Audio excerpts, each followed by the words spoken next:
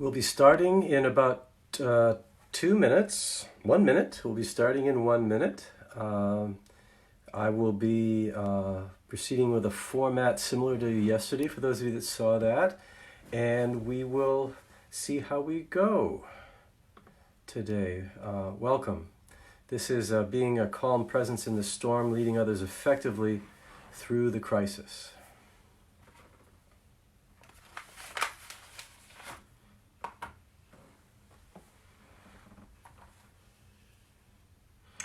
I just got up and spoke last time. I actually have extensive notes to direct my thoughts. I may or may not refer to them, but I did give a little thought to today's conversation. Again, you are welcome to post comments, questions. I actually like that a lot. It helps direct the flow to be personal for you. I will be sipping on this water to keep from... let me get a full one. My allergies are starting to kick in, so that's always a joy. All right, it's time to start. Again, the title is Being a Calm Presence in the Storm, Leading Others Effectively Through the Crisis. We had over 300 views yesterday, which was pretty awesome, I thought, given a first attempt. We'll see how it goes today. I wanted to just do a quick recap. Yesterday we talked about how cumulative stress functions as putting pressure on all systems. I used a metaphor of a chain. And then just that constant pressure building. At the weakest link, it will break. What I didn't talk much about, but I'm going to talk about today, is how to get respite from, how to get relief from that constant tension. So we're going to talk about that today. We encouraged each other to sleep, eat good food, that will boost your immune system, and it really does mean, resisting a lot of the sweet foods, snack foods, pre-processed foods. You want to be healthy and strong. That will help you with stress tolerance. We talked about, I think we talked about social support and the need to be in this together, how social support is the greatest deterrent to stress. If I didn't say that yesterday, I'm saying it today. And since I don't have notes, I don't know what else I said, but we're going to proceed through talking about today resilience, managing one's own emotions, and being present in a way that encourages others and leads others effectively through this process. So we're going to proceed with that. I have a metaphor that I use along with my chain, and that is the stress bowl, container of stress, and the orb, glowing ball of energy. So if you could picture in my hands, in the left hand I have my stress container. Mine happens to be a kind of roughly carved wooden bowl. It's pretty good size, has a little spigot over here.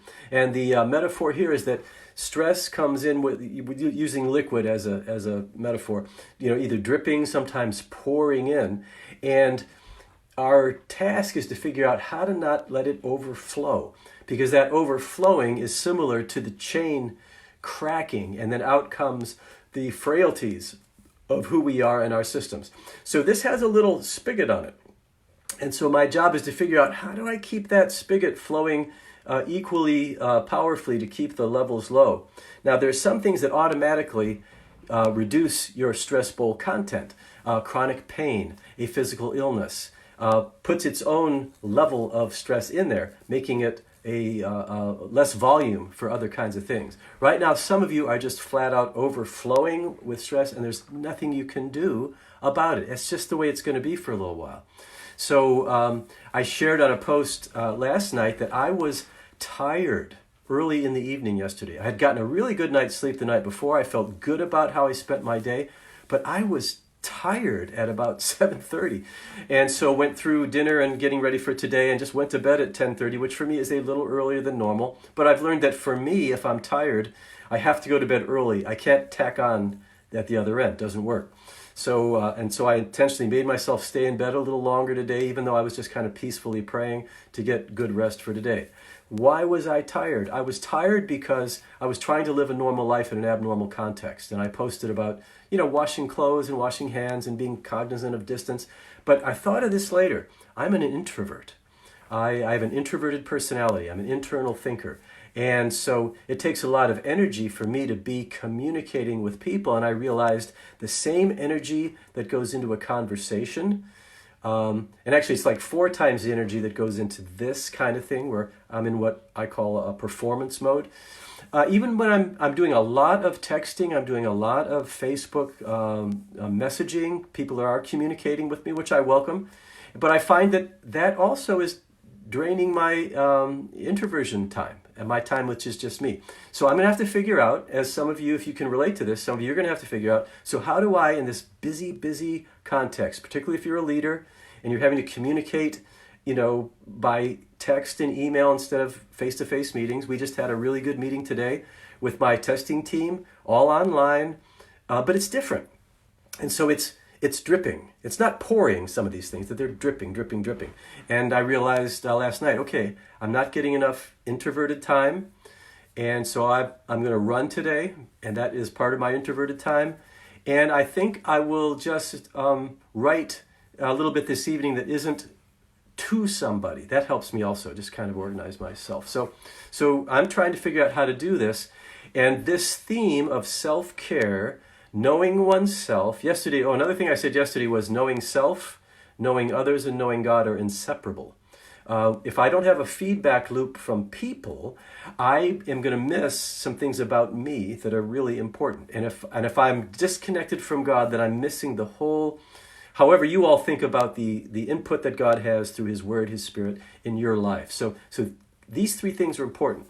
So back to the ball. So me, I'm an action person. When I run, I see Jim Brown is watching. When we run, Jim, it does something good for us.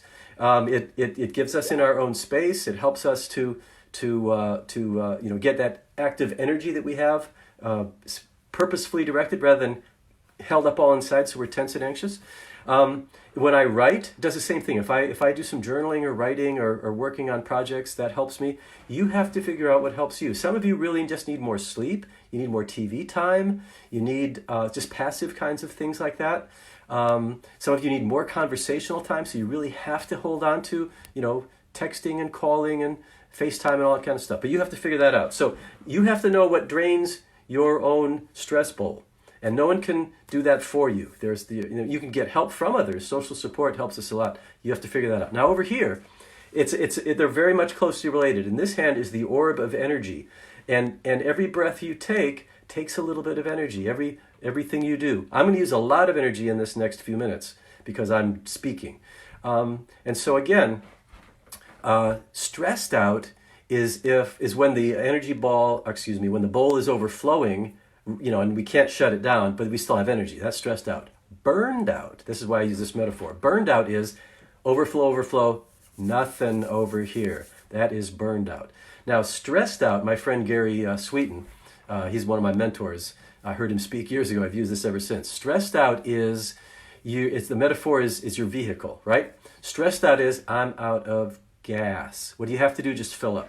So if you're stressed out, maybe a day or 2 off, doing some kind of leisure activity, getting together with your best friends, and you're replenished. Burned out the metaphor is running your car without oil. And you all know what happens there. The engine overheats, it actually melts in on itself, and now we're looking at major overhaul. I'm used to working with stressed out and burned out people. Stressed out is a much briefer intervention. Burned out can be a year of work to get things put back together. Sometimes when people are burning out, they make really bad choices. I work with a lot of leaders that made really bad choices. They fall back on so these are 3 things you'll hear from me sometimes. They fall back on their addictions. They have uncontrollable anger, or they have uncontrollable anxiety. And that's the AAA model. Effective leadership requires managing your anxiety, your anger, and your addictions. And now I get back to, and you're not going to really understand that unless you know yourself, you know others, and you know God, that tripartite phenomenon. So we have the stress bowl and the stress ball. The goal is to keep the ball energized and the bowl drained, and it's probably the same kinds of stuff that both refresh your energy and drain off the stress. Okay, so that's just a little metaphor I use all the time. In order to be a calm presence, you have to have this managed. All of us, some kind of emotional weakness comes out. We're either getting irritable, we're getting anxious, we're getting angry, we're going numb if it goes on long enough. You've heard about the PTSD, 3,000 yard stare, but we're unable to connect as well with self, others, and our perception of connecting with God is greatly affected by this. So all that is very, very real. Now, one of the terms we need to define is resilience. The effective leader, and again, yesterday I defined leaders as all of you. If any of you, use Facebook, you are influencing, you're sharing your story that influences people. So we're all leaders. Some of us are big time leaders. You have organizations and teams that you run. Others are parents or grandparents, or you're just a friend, but we influence each other. And so we need to share our stories of encouragement during this time. It's very, very important. And I want you to think, when you're interacting with other people, I am influencing them. What I say will influence the way you think, the way you feel. This is both an empowering and a humbling concept. It's empowering because I realize I'm somebody. You are somebody. I just watched A Beautiful Day in the Neighborhood with my wife the other day. And Fred Rogers had just a beautiful spirit about him where he would just encourage people. And I encourage you to watch that movie during this time. I think you'll find it uplifting. So resilience. So if I have a ball of any type, a tennis ball, rubber ball, I throw it to the floor. When it hits the floor, it compresses. I mean, that's stress, right? That ball whacks down hard, actually changes shape, but the actual changing shape, there's energy from being thrown down, and it comes back up, resumes its round shape, and flies up. That's the physics of resilience. We use the same metaphor for humanity. Resilient people bounce back, metaphorically, right? We come back. We keep going. We don't give up. We don't quit. We encourage each other to come back and keep going. So what we want to really focus on today is the critical aspects of being an encourager and the critical aspects of what it takes in managing yourself to be that kind of person. I'm not doing these for personal gain or to market stuff. I simply want to be presenting resources. But this is a really inexpensive resource, and it's the book I've written. It's called Win Every Argument, Win Every Heart. It's on Amazon.com. It's $5.98. It's cheap. It's short. I like short, easy to consume things. And you get both the paperback and the online version, the Kindle version, right? So you can buy that one book, share it with anybody in your organization, family, and what it contains are the elements of communication that I'm going to begin talking about today and probably picking up in other places. So I just want to mention that as a very inexpensive reference. So resilience, the resilient individual, your resilience goes up with, and it's just kind of obvious, physical health, emotional health, spiritual health, adequate social support. So all these elements come into play. I definitely wanted to talk about Sabbath and resilience. So Sabbath is not a new concept, right? I mean, it seems to me that a long time ago, somebody big rested on the seventh day. And then that became a commandment. You will do no work. And they developed all kinds of laws to define what no work means. And I really believe there is a loss of Sabbath in our culture that probably goes back, I don't know, at least 50 years. Back when I was a little kid, my parents made us all stay in the house and be quiet on the Sabbath, which was, I thought, kind of torturous. I'm not sure that's the way to do it, but that was our way of doing it. And so we didn't purchase things, we didn't go anywhere. I remember my grandfather, who was a pastor, by the way, I come from a long line of pastors. My grandfather observed that a newspaper was delivered to his son, who also was a pastor, my uncle, and wept bitter tears because my uncle had chosen to make somebody work on the Sabbath. So that's how sacred and sometimes rigid things were back then. This same grandfather of mine, he was a character, I'll tell you. He was a pastor, and this is a true story. On a Sunday night, they finished an evangelistic service, meaning he was a guest speaker in an environment. His family was with him, and they didn't have any gas. So the service ended late, 9:30 or 10, and they sat in the car until 12:01. Gas stations were open all the time back then to go and get gas so they didn't make somebody work on the Sabbath. I'm not suggesting that kind of rigidity. In fact, I'm going to propose that for many people, Sunday is not the best total Sabbath. If we define Sabbath as at least 12, it should be really 24, but at least a good chunk of time where we don't engage in normal work. We don't do things that are stressful. We do things that are uplifting, God-pleasing, and social. For me, it isn't Sunday. I'm not a pastor, but just because of who I am and what I do, I am going to be pulled aside. Hey, Paul, could you talk to this person? Could you do this? Could you do that?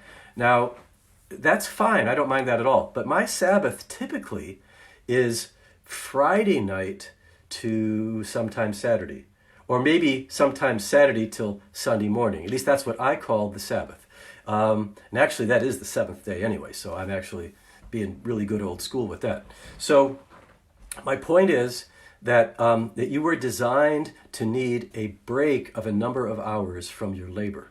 And most leaders that I know don't do it. Particularly pastors, they really don't do it. They take their day off and they do their research, or they take their day off and they do something else. I'm finding that younger leaders are actually tuning in better to this, to their need for time off. And so I'll tell you this, I'm going to work hard Monday through Friday this week and probably into Saturday. And this week, since church is online, Sunday is going to be my Sabbath. And I'm going to have to figure out how this goes for the next several weeks, and so will you. So do take time in order to be resilient, in order to be the calm presence, figure out a Sabbath. For many pastors that do keep a Sabbath, my late brother-in-law, Monday was his Sabbath, and he really dedicated Monday to journaling and writing and peaceful activity, and did not take calls or whatever. So just think about that and converse with family and friends and your colleagues. How can we redefine the Sabbath and keep it in a way that builds us up, increases our resilience, gives us true rest, and glorifies God? So those are all things to think about. I appreciate your communication. Some of you are thanking me, and I really encourage that. We need to be encouragers of each other every way we can. So another thing that's good for the soul, and actually helps with resilience, and will calm your spirit, is charity, which is highly valued. And so I thought I would. I'm not going to promote any particular platform or group right now, but do think about the fact that yes, we're hoarding toilet paper. Yes, we're concerned. Where am I going to get fresh chicken? This is in our area. Toilet paper, fresh chicken, paper products of any kind are not to be found, but they will be next week. They'll come. So we tend to hoard. I heard today, I was listening, and the CEO of Cisco Foods was on television and being interviewed. It was one of those economic things related to the virus. And so he said, we're shifting. Restaurants are not purchasing product. We're going to stock retail. And by the way, we've got $4 billion in cash reserves. We're in good shape. I thought, $4 billion in cash reserves. Who's the hoarder here, right? Who is really hoarding? So it is good for the soul to give. And so I would encourage you to consider, what would God be calling me to do from a charitable perspective, so that I am not giving in to hoarding. I'm not giving in to anxiety about this, but I'm actually going to increase my giving. And right there on Facebook, there are lots of people. I mean, if you're just wondering where to give, you give to your church, absolutely. But what would be the extra thing? And so I'm just going to mention a couple names. I'm not really trying to promote anybody here, just these are ideas. So Rich Friday is a Facebook presence. He's in Africa, and he and I just began conversing, and he's sharing his circumstance and how tough it is over there. A good buddy of mine, I'm just going to mention two here, Jim Esposito, works in New York. He hosted our team for the very first trip after 9/11. He's been a buddy ever since, and he is a resourcer. If you become his friend, you'll see that he is just posting all the time. So hot spots, think about, where are the hot spots? Where are people, New York City, Seattle, all our cities, but then overseas, if you're a third world country, developing country, and this hits you, it's a knockout blow. I mean, we're going to recover. We have infrastructure, we have strength. So just think about that. Where would God have me give out of faith of my resources when I'm tempted to hoard? Don't give into that. Do be wise. I've got enough food in my freezer to, it won't be a great diet after a while, but we could live here for a while. And so just think about that. Where would I want to give? Charity. So this comes from, here's another character you might want to look up. Charity is a feel-good if you have the right attitude. A cheerful giver, the Bible talks about. And so if you want to look up Seligman, what's his first name? This is me talking without notes. Anyway, AuthenticHappiness.com is a website. AuthenticHappiness.com is a website you can go to, take Martin Seligman's happiness test and learn a whole lot about happiness. And you will see that, and if you go to YouTube and you look up Martin Seligman, look up the London interview, which is real short, and where he's being interviewed, and they're talking about happiness, and the interviewer says, well, isn't happiness a selfish thing? I mean, you self-focus, and he says, no, not at all. If you're having your worst day, go and do something for somebody. Now this, I don't know if he's a Christian or not, but these are very biblically sound concepts. If you're having your worst day, go and do something for somebody. Give something away. Do something that will elevate you to the status of someone who is charitable, and you will feel better. It's counterintuitive given our culture. I mean, we come from a American culture where I'm speaking from, and we do have some guests on from other continents, and I'm really happy for that. But in America, it was founded by independent, adventure-seeking people who had to be self-promoting. I mean, that you had to look after yourself as you went out into, whatever you went into. But that has affected our culture. A culture is affected by its history. I had the privilege of going to New Orleans after 9/11. I'd never been to New Orleans. New Orleans was founded by pirates. And you saw that in the culture. I don't mean to beat up on those of you from New Orleans. These are just true stories I experienced as an outsider coming in. While I was down there, they found $300,000 in cash stuffed in a freezer of a politician. Stuff like that goes on. And it was founded by pirates. That's what really founded that. So where you come from affects who you are, how you think, and how you reason. And God's redemptive power is to change that. Too many people say, oh, that's the way I am. That's the way I was made. That is not God's redemptive power. You are meant to be someone beyond what you could even imagine. And we're all needing to encourage each other on that path together. So we talked about Sabbath, resilience. I just want to touch back on immune system. What you eat, exercise is very important to boost the immune system and to boost mental acuity and to boost a feel-good. So you have to exercise no matter where you're stuck. You got to figure it out. And really look seriously at eating foods with refined sugars, too much flour content. These are not immune boosters. If anything, they're inflammation increasers, alcohol content. And you really need to maybe study this a little bit. What can I do to really maximize my resilience through increasing my immune system? Echinacea can be taken for seasons of time to boost the immune system. That's a botanical, and there are things like that you do to boost it. But think about that, because the resilient person has to have room in the stress bowl, has to have energy in the energy orb, has to be able to fend off the attacks that come through, whether it's bacteria or virus, has to manage stress well. All this stuff has to do with being all back to my title. If I'm the calm presence in the storm, I have to be managing myself well. I have to have the stress management to be able to do this. So here's another important thing, right? Knowledge of self, knowledge of God, knowledge of others. I'm going to keep coming back to this. We have a story in the Bible where the disciples and Jesus are out in a boat and Jesus is asleep and there's a big storm that comes, right? And they are humans, right? They are like, hey, this is bad. The Sea of Galilee, I've been on the Sea of Galilee. It's a big lake. I mean, it's a big body of water. And it's in between mountains, and winds can come down and create really high waves. It's not a giant body of water, but it's big enough. And so they're probably seeing 8-foot waves, and they're thinking, we're done, we're toast.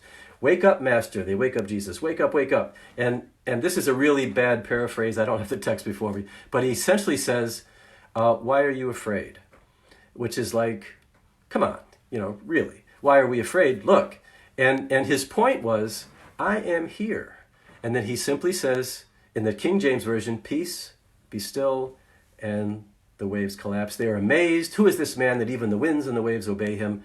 And it's surprising that they're amazed. I mean, given what they've seen so far. But nonetheless, they were, and we are, when we see Christ actually do things in people's lives that are unexpected. And so one of the things I like about crisis is I've learned to just wait for the miracles. I've learned to just expect the unexpected, believing in God's redemptive capacity, and good things will come from this. So I'm going to get really practical now about being the calm voice. So when people, I teach this to parents of oppositional children, when people are getting, their voice gets faster, louder, and higher, we go lower and slower. And so the calm voice sounds like a calm voice. These are things you can practice, right? And so we drop the decibels. We have to be heard, and so you don't want the harsh kind of spooky sound. Just a calm voice. We slow down. I talk fast, so I slow down and I drop it down a little bit lower, and the person has to pay attention. The calm voice is not communicating anxiety. It's the high pitch. Got it? So lower and slower. The other thing is, and this is in my book, and I'm going to touch on it today, and I'm probably going to expand on it later. Learn to pay attention to what the person you are with or people you are with are communicating. If it's an emotional message, that's different than what I call a factual message. A factual message comes from a calm person giving a factual depiction of something. An emotional message could have any content, but it's clear that the emotions are driving the message. So the response to an emotional message is first empathy. I can see that you're troubled. Sounds like you're feeling anxious. This has been very hard for you. Those are empathic statements that allow the emotional message to be heard and released. If you respond to an emotionally driven person focusing on the facts are going to be distorted, they're going to be inaccurate, and you will end up miscommunicating as you're trying to correct a person. A person comes in and says, "Hey, Trump says we're all going to work tomorrow." The answer is not, "No, we're not." The answer is, "You seem really upset." I just happened to pick something that could happen given a lot of possible misinterpretation of what's going on. And so if people are upset, the first thing I do is calm them. I've had two staff meetings with my testing team. I've ended each meeting just going around the virtual room saying, okay, we're going to do an anxiety measure here. Because we're having to figure out new stuff, right? So I go to my team and I really practice lower and slower, keeping my stress stuff in order, to where most of my team have never seen me rattled. And when they see me rattled, it has huge effect. Most of my team hasn't seen me angry. And even when they think they've seen me angry, they really haven't seen me angry. But when you are expected to be a calm presence, then you could end up really doing damage when you fall off the wagon and become your real self. And acting, I said that on purpose, acting is part of this. There's nothing wrong with developing skill sets. They're still authentic, they're still you, but you learn to pull them out and use them at the right time. That is good leadership. So, I've had significant stressors this year. Only key people have any idea of the stress that's going on in my life, because it is not good for the mission for them to be concerned about me. I want them concerned about their role. So back to this meeting. So at the end of the meeting, I think I'm going to make a habit of this. I just went around the room and I said, okay, here's what we're going to do. Scale of 1 to 10, 10 being the worst anxiety you've ever experienced in your life. Worst anxiety you've ever experienced in your life. A 1 being nothing. I just want you to know how you're feeling now. And they're honest with me. We foster a culture of honesty. And so, yesterday 2 days ago we had a meeting, and we got as high as 8, as low as 4, but everybody manifesting something. As we've been able to get used to this, the go around this time was, I think 6 or 7 was the highest, down to a 2. And I invited people to share, let's talk about what's contributing to the anxiety. And I was able to do, I think, some effective coaching. So I'm not going to tell you who said what, but one of my people said, I'm concerned about the standards that we're going to be able to uphold as we're doing something new. And so this is me, typically a little bit cavalier, but I want her to get this. I said, I'll tell you what, let's make this easy. We are not going to produce the excellence that we would have if we were doing this our old way. It's not going to happen. In fact, it's going to be maybe some go-rounds before we even are good enough, but we have to try. And so those of you that are you really have to do it well, or you don't want to try, we got to push through that. And I guarantee you that we will find good enough real fast, and then we'll start building on excellence. And who knows, if this becomes the new norm, we might really get good at this. But that is not my expectation now. So you try to help people with expectations. The calm presence tries to normalize. First you empathize, then you normalize. This is normal. What you're feeling and experiencing is normal. And to some degree, you can say that to everybody in the room. I could say that to everybody who's watching, anybody that may view this later. What you're experiencing, there's a strong component that it's shared by other people. And then you create realistic expectations. We're in a new norm. Nobody knows what excellence is in this context. We're shaping this thing. In fact, I want to empower you to believe that you are going to help shape the new norm, and you're going to have a critical voice in what happens. And I invite all my team, hey, this is all new. I want you to tell me what's working, not working. We're going to communicate every day. We're going to make this thing work. Now, what they're seeing from me is authentic. I am calm. I am relatively relaxed, and I'm acknowledging I don't know where this is going to go, and the inference is it doesn't matter. Today we do what we do today, and so the effective leader in crisis brings it right down to today. And if you're going to go to the future, you ask people. Think questions like, so what do you hope will come from this? We go to hope. What do you hope will come out of this? What changes in our culture, in our culture, within our family, within our business, within our ministry? What changes in our culture are you hoping to see? So we get people thinking about the positive possibilities just by asking very simple questions, not dictating, you should think this way, you should think that way, you're wrong. We don't get into arguments with emotional people. That is futile. That just is not helpful at all. We invite people to share. If your organization has a pretty open structure such as mine, we invite people to share, we invite people to talk, knowing that they're not going to be judged. This is real important. If you're going to be a calm voice, you got to watch the language of judgment. Should, ought, must, the tone. I love sarcastic humor. I really watch it during this time. In fact, I went overboard yesterday with some things, and I had to back off. So in summary, how do we present? Lower and slower. Listening, is it an emotional message or is it a factual message? If it's a factual message, we will echo the facts to make sure we've got it right. I have a very simple active listening acronym. Echo, validate, empathy, Eve. Echo, when it's a factual message. Empathy, until they go to calm, and then you can validate and seek questions and so forth. These are critical elements. If you walk away with nothing but that, in this presentation, you'll walk away with a organizational changing nugget, how to respond to emotion. So just to recap again, and then we're going to wrap it up for today. You have to take care of yourself. You need a Sabbath. I really want you to think about this. When do I take a full day? And now, most of us, even the most busy. So like Sunday, I'm going to do it. I'll watch a little worship on TV or on my Facebook. And I'm going to set it all aside. And we're going to play games. We're going to converse. We're going to run. And so that's the first thing. Take care of yourself. Figure out what you need. In another presentation, I'll talk about different personality types and how we both respond to stress and how we encourage them. So that'll be another topic down the road. And then the mechanics of being that calm presence are self-management, managing your stress, keeping your energy up, and having the skill set of knowing when to go lower and slower, when to use empathy as your first tool. Okay? So feel free to communicate with me. I am working really hard to yesterday I was able to, we had, Facebook told me we had 300 people view this over the 24-hour period. And I think I was able to respond or at least like every single comment that came through.